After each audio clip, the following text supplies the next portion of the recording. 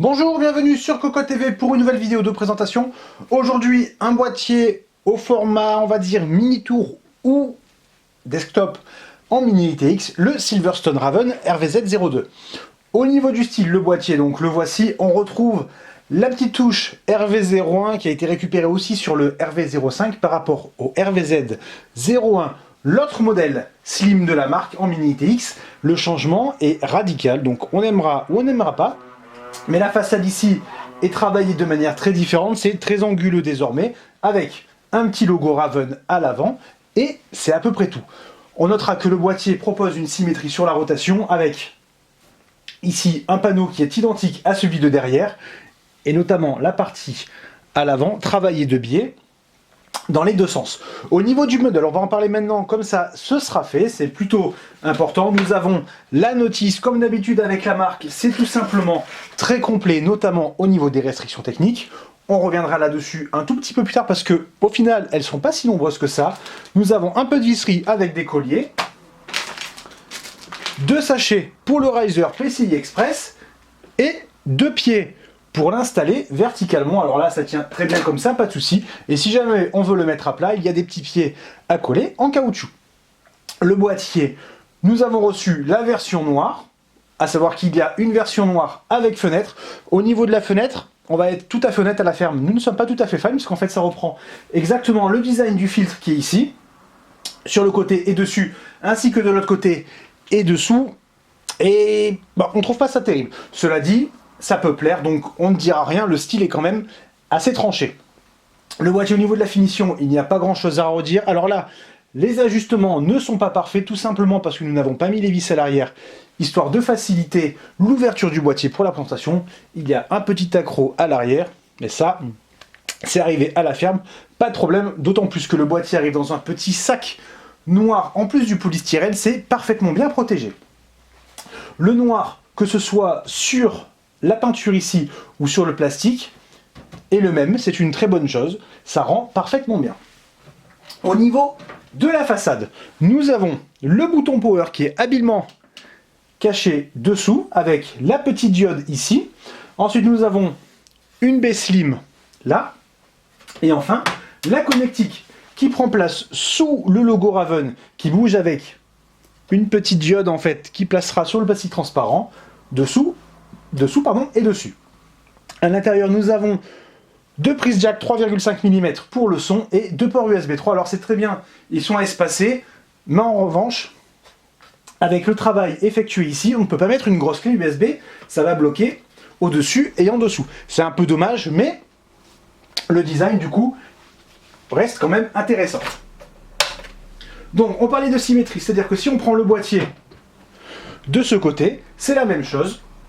On le retourne et on a l'impression, façon de parler, d'avoir le même boîtier. Les filtres, on tire dessus, ça s'enlève, ça se nettoie avec de l'eau ou en soufflant, pas grand chose à redire, c'est parfaitement bien fait. Le boîtier mesure 380 par 370 par 87 mm, il est donc quand même beaucoup plus fin que le RVZ01, et ça se voit si on regarde en fait, c'est fin et surtout, il n'y a rien pour mettre des ventilateurs, donc pas de water cooling all-in-one, mais un petit radiateur processeur qui sera limité à 58 mm de hauteur seulement.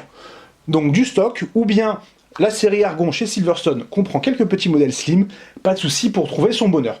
Ça fera peut-être un peu de bruit, mais le boîtier est compact et Silverstone a misé là-dessus. Pour l'autre filtre, c'est pareil, on tire dessus, on enlève, et le tout est joué. Ensuite, pour enlever les panneaux, c'est très simple, il y a 3 vis.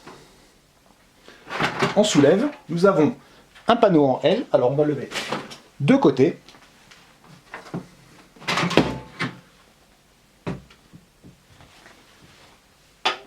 Et on va découvrir l'intérieur du boîtier. Donc là, nous avons, on va le mettre dans le bon sens, la partie pour la carte graphique avec 2 équerres à l'arrière et énormément de place. Par exemple, si on prend notre 680 de chez EVGA, on le voit, ça rentre, sauf ici. Alors ceci, tout simplement, est un renfort afin d'avoir une très bonne solidité entre le panneau arrière et le reste du boîtier. Ça s'enlève, une fois que la carte graphique est en place, normalement, ça ajoute un tout petit peu plus de solidité, donc du coup, on ne perd pas trop par rapport à ça, surtout qu'ensuite, c'est vissé sur le haut du boîtier. Du coup, on peut mettre une grande carte graphique, assez haute, en épaisseur, par contre, on est quasiment au maximum. A noter que si on décide de mettre une carte graphique petit format, on pourra mettre un disque dur en 2,5 pouces ou en 3,5 pouces ici, on le voit, il y a des trous avec le passage pour les câbles ici. Donc là, on aura le choix. Ensuite, derrière, on tourne le boîtier dans ce sens, ce sera plus simple, avec l'emplacement pour la carte graphique à l'avant. À l'arrière, nous avons... Alors en fait, c'est l'inverse. L'avant est ici, pardon, nous avons la façade, l'arrière ici. Donc, à gauche, on va dire par rapport à la vidéo, l'emplacement pour l'alimentation format SFX ou SFXL.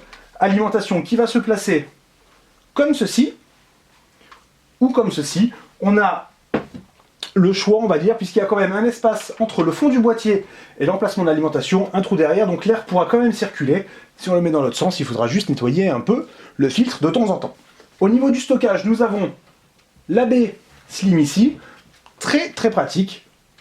On soulève, on met le lecteur, on ferme et c'est fixé. On ne s'embête plus avec les petites vis. Pour les disques durs, c'est la même chose. 2,5 pouces. Important, 7 mm, le 9 mm et demi ne rentre pas. On prend un disque. On ne le met pas comme ceci, mais comme ceci. On place. Nous avons les connecteurs. Le SSD ou le disque dur est en place. Ça tient tout seul. Pas de problème. Bien entendu, on fera un petit test au niveau des vibrations avec un disque dur. Normalement, il ne devrait pas y avoir de soucis. Mais on ne sait jamais. Donc l'installation est particulièrement simple. Le seul reproche qu'on a à faire actuellement, comme souvent, c'est les câbles. À l'intérieur, ils sont très longs. Quand on va rajouter l'alimentation, même si nous avons du modulaire, ça va quand même être un peu le bazar, à voir comment on peut s'organiser. Au niveau du tarif, 100, 110 € sans plexi ou avec plexi, c'est pas excessif, même si on peut effectivement trouver moins cher avec plus de possibilités d'intégration. Cela dit, sur ce format aussi fin, le positionnement tarifaire est plutôt agressif, puisqu'on peut quand même installer une grande carte graphique, pourquoi pas, pour mettre dans un salon ou pour partir en LAN. Alors pour partir en LAN, on notera qu'il y a le ML08 de la série Milo qui ne devrait pas tarder à arriver, avec en option une petite poignée sur le dessus, ça pourrait être peut-être un peu plus pratique. Le test, on s'en occupe très rapidement. En attendant, on vous souhaite une bonne fin de journée et une bonne semaine.